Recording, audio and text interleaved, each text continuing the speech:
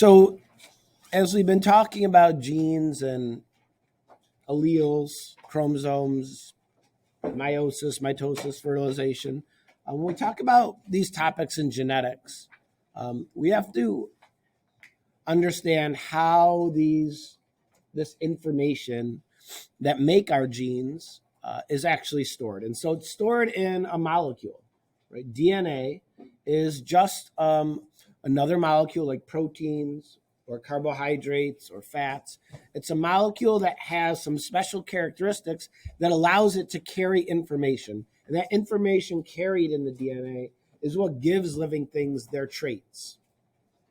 So DNA is a type of compound that we call a nucleic acid. And nucleic acids include DNA and RNA. And they have our genetic code. They have the traits that are passed down from one generation to another. They're stored in this molecule called DNA. And so what does this DNA molecule actually do? You can think of it as it contains the instructions about how to and when to build the proteins that make up a living thing. That's what our DNA actually does. When we say our DNA our genes give us a certain eye color, for example, what that really means is that somewhere in our DNA molecules in each of our cells, there's a certain code that tells how to build the green protein pigment that gives my eyes their color. So DNA has instructions about how to build these proteins. And that's what our bodies really are. They're made of all these different proteins, hormones, enzymes. They're all made of proteins. So in heredity, we have DNA and RNA. The letters themselves, DNA, it stands for deoxyribonucleic acid. That's the technical name for the chemical that's DNA, deoxyribonucleic acid. RNA is another type of nucleic acid. It's ribonucleic acid. So there's slight differences to the two. We'll talk more about those differences as we move on. So we'll start with DNA. DNA is found, as we know, in the nucleus. It makes up chromosomes. It makes up our genetic material. Also, interestingly, is there's small amounts of DNA also in our mitochondria. There's small amounts of DNA in chloroplast of plant cells, and even some in cell membranes. And DNA is made of the major elements that we're familiar with: carbon, hydrogen, oxygen, nitrogen, and also phosphorus. And DNA molecule is huge. It's a very, very large molecule. It's made of millions of these repeating units connected one to the other. And so, like we talked about when we talked about some biochemistry, large molecules such as DNA are made of smaller components, smaller pieces called nucleotides. And a nucleotide is made of 3 pieces linked together, chemically bonded together. There's a phosphate, which we often draw as a circle, as its symbol. It's connected to a sugar molecule that has 5 carbons in it. It's called deoxyribose. And then there's this other part. It's called the base, the nitrogen base. And this is the really important part of these nucleotides, because these nitrogen bases, there's 4 different bases that could possibly be there. They have names. Adenine is the name of one of these bases. Thymine is another. Guanine is another. And cytosine is another. And so these nucleotides get connected one to the other millions of times, and that's what makes our DNA, our genetic code. And we could see this is the structure of a DNA molecule. It has a specific shape. It's called the double helix.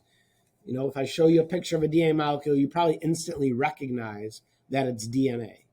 And that's because of that shape. It's like a twisted ladder, a spiral staircase. So that double helix is because the DNA is double-stranded. And each side of the DNA molecule is one half of the ladder. It was discovered in the 1950s. I think I told you a little bit about that. James Watson and Francis Crick were the scientists that won the Nobel Prize for figuring out what the structure of a DNA molecule is actually like. They had help, as we talked about, from Rosalind Franklin, who took some pictures of DNA molecules that helped them figure out the structure.